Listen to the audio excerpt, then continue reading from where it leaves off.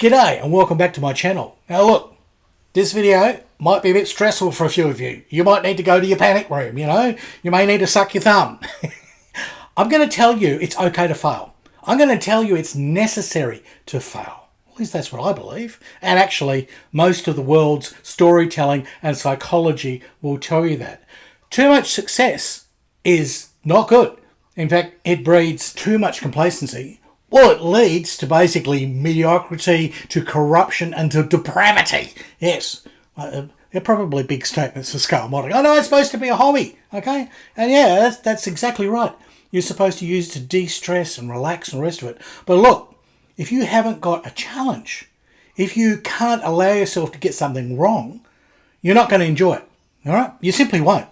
The process is you go through, you try things. Most of the time it's okay, but you're going to fail. And the thing is, that's okay. It's not a problem. In fact, it's exactly what you need. Exactly what you need to move on. And I'll tell you why.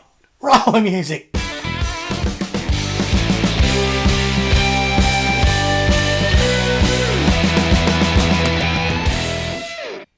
So what am I on about? Well, it all started with this, okay? This is a spaceship from the movie 2001: A Space Odyssey, right? By Stanley Kubrick. This came out, I watched this when it actually went to the cinemas back in the 60s. And it was just amazing. We hadn't seen anything like this. Science fiction up to that was just Buck Rogers and that sort of thing. It was all silly space opera. And Star Wars hadn't even come out, which sort of ended up being a space opera. But that's another story. Now, this particular spaceship only appears for 17 seconds in the movie. So there's not a lot of sort of photographs or pictures of it. In fact, Stanley Kubrick destroyed all the models after he had done the movie. He didn't want anyone to ever use them again in anything else. He did not want to see his creations and his works anywhere else used in some stupid thing, right? He wanted them to be unique to his movie. So we have very little evidence for exactly what this should look like. So I thought, I'll lend some license. Let's do some 1960s space sort of paneling. And look, these are the sort of things that came out in the 60s. I remember reading Isaac Asimov and being excited and encouraged to buy the books in the bookstore because of these spacecraft that were on the covers, right? This is back when you bought paper books and you sat and you actually read, yeah. I mean, these days, I know I get audible because I'm an old fart, my eyes are gone and I'm too tired. So I just lie back and relax and put the audio thing on and let some other bastard read it to me. I used all the knowledge I already had, okay? I worked on the theory that it'd be like my deck weathering, doing the planks and everything and doing the shading for that. And that seemed to be a plausible way to go. Could have gone the safe route and done everything in shades of grey, right? Yeah. Well, that's the safe route. I like to model dangerously. So I went through a whole lot of different colours and I used pinks and I used yellows and I used blues and I went to town on this, okay? And I experimented first and I tested and those experiments showed me what levels could go to and I produced this. Now you probably can't see because it's probably all burnt out with the camera. Maybe if I flip it over, that side's probably more prominent, right?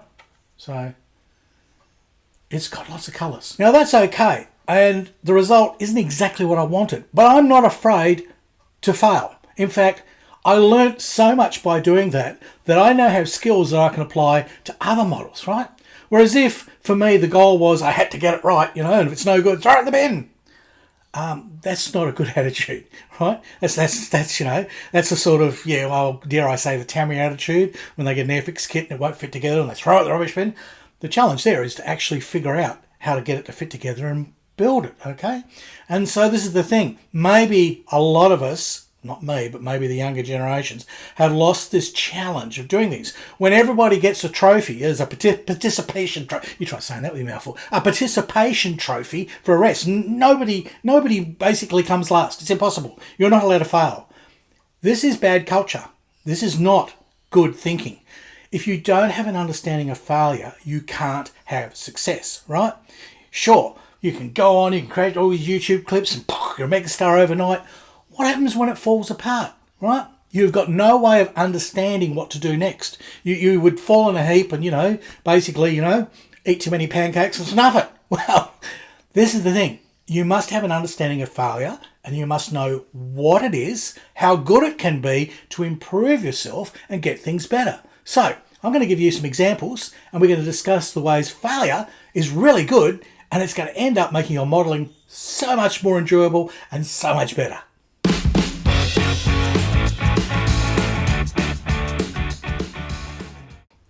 Now, the fundamental problem, I think it's cultural.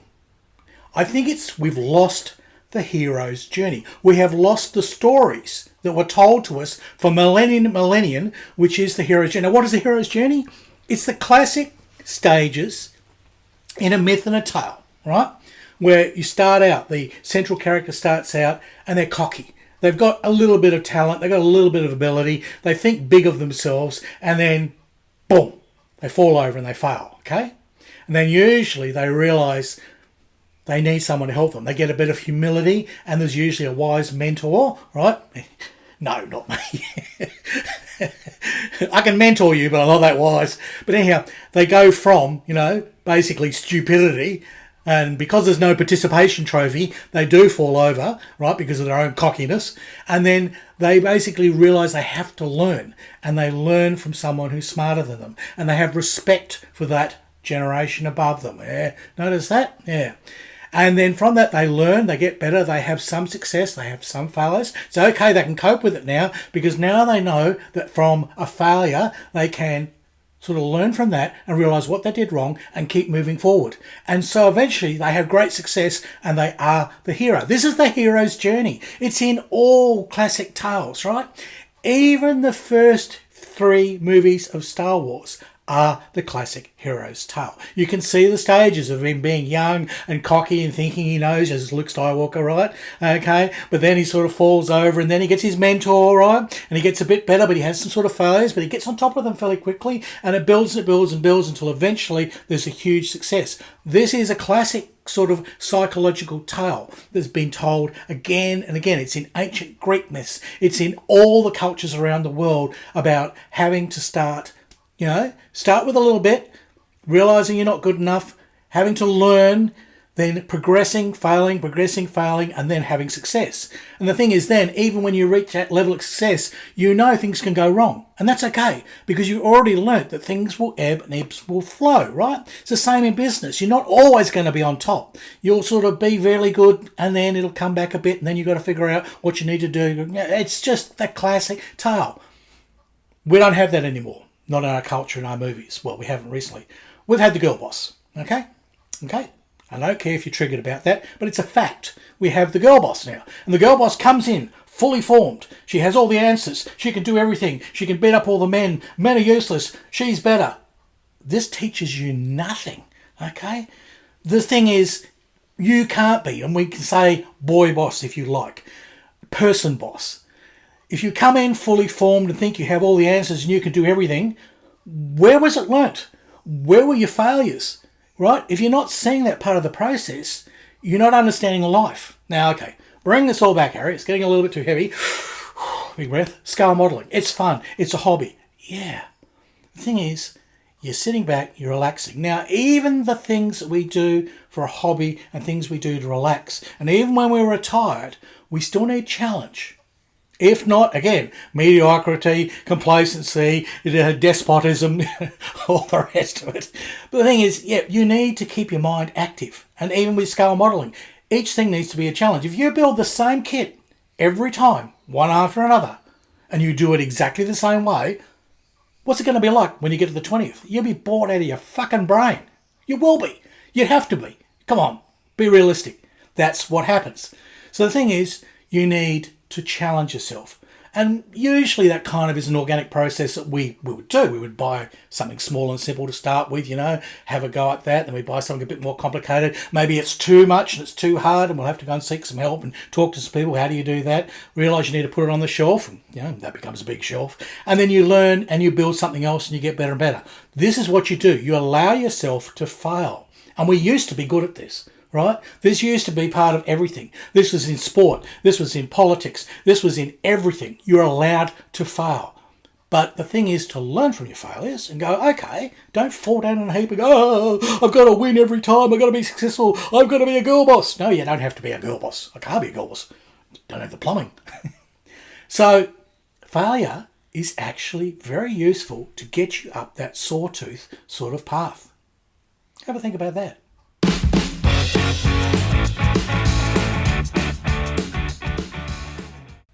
Now this video is not really about failure of my paint job. In fact, not at all. It's not a problem, okay? I tried something, it hasn't quite worked out. I've already thought it through and I've got solutions to that, which I'll be trying. And I continue to move forward. I don't have a problem with getting something wrong or something not quite turning out the way I want it. How do you think I worked out all my planking effects and a lot of the things that I do? Like putting on the wood planks that I did with the ships. I took about 10 videos to figure that out. I tried various methods and I showed the pitfalls and the strengths of them to eventually I came up with a method for bending and putting in planks and tapering them that really worked. And the trouble is, you watch that series, you'll see the first few I'm not getting it right. And everyone goes, you don't know what you're doing. I said in the video, I don't know what I'm doing. This was a process of learning, and that was it. And I've said from the very start about this channel is this is me learning about scale modelling, practicing things, doing stuff, experimenting. And that's what I've always done. I've been lucky a lot of the time that a lot of my experiments have worked. But even in those videos, you may see that I tried it a couple of times until I found it worked better this way. I'll always show you my failures. And this thing, I might be different to other people that just go, bingo, bongo, bingo, bongo, bang. You know, I'm brilliant. Look what I can do, right? And it's, you know, and you can't emulate that. You can't. I'll show you the process I went through and show you what went wrong and then show you some of my solutions and then I'll show you the final result that I'm happy with, okay? And I've gone the hero's journey, okay? Yep, I'm a legend in my own lunchbox. But I do that, and I'm going to do that with the Orion, all right? I will sit down and I've thought about it and I'm going to try a few sort of things. I do it on the underside where you can't really see much. Doesn't matter if I cock it up because I'm probably going to spray that so it looks like it's a little bit burnt for re-entry. But I will find a solution. I won't have to near the safe corner. I won't blub and cry. I won't be triggered.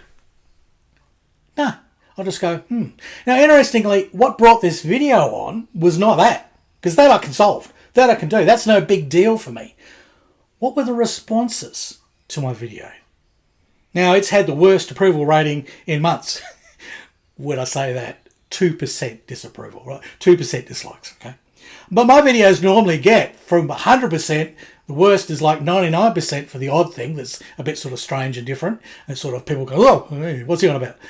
But so 2% is like, oh, but it's nothing. It's nothing, right? Most people sort of got where I was going. But the responses were interesting in that most people were guarded. I said, what do you think of my paint job? Right? A number of people responded and talked about my paint job and said, okay, this, that. I like what you did there. I like what you did there. But more than half didn't want to talk about my work. They wanted to talk about their work. The responses were, I would have done it this way. I would use this, this, and this. I would... No, it's not your video. It's not your model. It's mine. I'm just asking you, what do you think of that there? I'm not asking you what you would do. Can you see the thing? This is the psychology. They've all gone, oh, you know, you should have painted it in greys because that's the thing, that's what I would do. You would have gone the safe approach. And I've responded with a lot of those, no, I didn't paint it in greys. It's not what I'm going to do. Okay? I want to do. What they didn't understand is I set a challenge. I set something different. And I was willing to fail. They didn't get it. So I'm hoping that maybe this video will explain it is okay to fail. In fact, it's a damn good thing. It's good that I cocked that up a bit. Not a lot. I mean, it's probably okay as it is. Really, I've come to really like it. When I finished it first, I was sort of like, don't know, it's not quite what I thought. But I've actually been staring at it in the hobby room the last week, and I gotta like it now. But I think the worst is the yellow. I'm going to tone down the yellow. That's about all. And that's the thing. I've allowed some time to look at my work because you get too close and then go, okay, this is what needs addressing. Not all of it is a failure. Not all of it is bad. And this is the thing. And maybe if you have that kind of logic or you have that approach to your hobby, when something is difficult and doesn't seem to be going right, you can put it aside, take a break because often you get too close to it, come back to it later with fresh eyes and you've had some other experiences and you have, you'll see something and you'll have a solution. You'll have a way to go through, okay? There's always a solution to every model. I have never binned anything, right? I've got rid of a few kits, which is horrible. They're horrible kits. But somebody else wanted it and they felt they could do something with it. I've passed it on, okay? Even the worst kit that I'd nearly binned, which was that Smur bloody race plane at the Mackie, and I really wanted to bin that. I did, but I went, no. I took a break, and I actually had a second one that I managed to fix all the problems with. In the end, with what I did, I won a medal for it.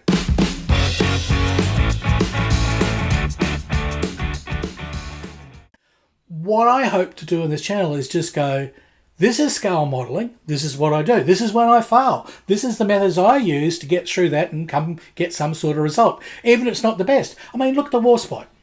I'm on my 3rd rebuild of that ship. My first one could be considered a failure, but I was only like, 8 or 9, and I just glued it together and everything, and it was just no painting. I think I might have painted black on the funnel, and that's about it. And that's what I did, and that was good for then. And then later on, I did another one when I first came back to the hobby. And I used the skills that I had from way back then. I hadn't any new skills, right? I just used my old skills. And it wasn't bad for what it was.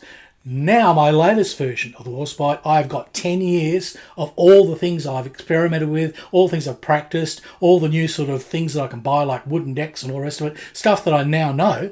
And that's elevated right up. So my first one, complete failure. If you want to look at it that way. Well, it certainly wasn't a very good kit, but I was very young. My second one was the best I could do at a time, but I knew I could do better. And now the third one is the one that's going to look the best. I could probably even go to a fourth one and really take it all the way, but I don't need to. I think at the end of this one, that's the hero's journey for my Warspite. And I'm done. And I'm okay with it. And I've thoroughly enjoyed it all.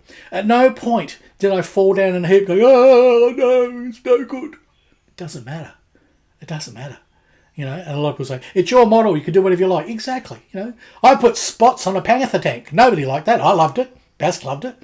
That wasn't a failure. I loved it. I thought it was terrific. I really liked the result. I tried something different. Don't be afraid to experiment. Don't be afraid to try something unusual. You're never going to do exactly the same as everybody on YouTube. You can watch all those videos and try and emulate them. I mean, someone did kind of copy my junk layout and colours, but they did add their own sort of stuff to it, and they ended up actually doing very well in competition, and good on them. If I can inspire people through my bending of the rules and trying to be creative and do things, and that inspires people to take it a bit further, that is terrific. Do it. Do better than me. Improve on my stuff. Look at my failures and then say, okay, I can step further than Harry did. That obviously doesn't work. I'll try something else. That is life. And hobby is still part of life, right? It isn't just something where you completely switch off and there it is. All right, there is an element of that, I know. But the hobby is still life. You need a challenge. You need to be able to have failures and cope with them and have a way out. And then when you kind of do have a success, that's great. And the success might only be personal. You don't have to build models for competition. You don't have to build models to put on YouTube. You don't have to build models for anyone other than yourself. Yep, it's just your thing. All right. That's one old man's opinion, and I've shouted enough clouds now, so you can hit buttons. Buttons, buttons, buttons, buttons, buttons, buttons, buttons. Buttons are fail, learn, succeed. Yes, hero's journey. Hero's journey. And if you really want to help me out financially, because to succeed, I need to eat. Buy me a curry.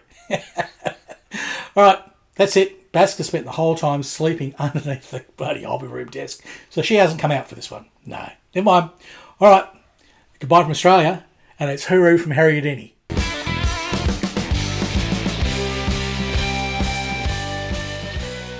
Are you woken up now, have you? Yeah, she's woken up. Oh, you want fish? Yeah. As usual, I have to go and feed the cat.